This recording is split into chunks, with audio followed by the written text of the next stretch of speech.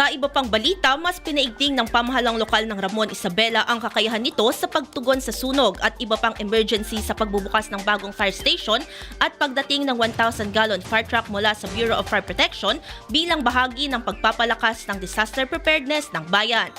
Pinangunahan ni Victoria Domingo, Regional Director ng BFP Regional Office 2, ang seremonya kung saan binigyang diin na ang makabagong pasilidad at karagdagang fire apparatus ay makatutulong upang mapabilis ang pagresponde at mapahusay ang kalidad ng serbisyong ibinibigay sa publiko. Ayon naman kay Giovanni Vizcara, ang bagong station at fire truck ay mahalaga sa pagpapaigting ng fire prevention efforts at sa pagprotekta sa buhay at ari-arian ng mga residente. Umaasa ang mga opisyal na magdudulot ito ng pangmatagalang benepisyo hindi lamang sa Ramon kundi maging sa mga karatig na bayan. Idol, nanunuyubat ng hina ang elasticity o pagbanat ng balat, bumababa ang fat levels sa ilalim ng balat gayon din ang collagen availability sa katawan, kaya naman 50 pa lang mukha ay kulubot na.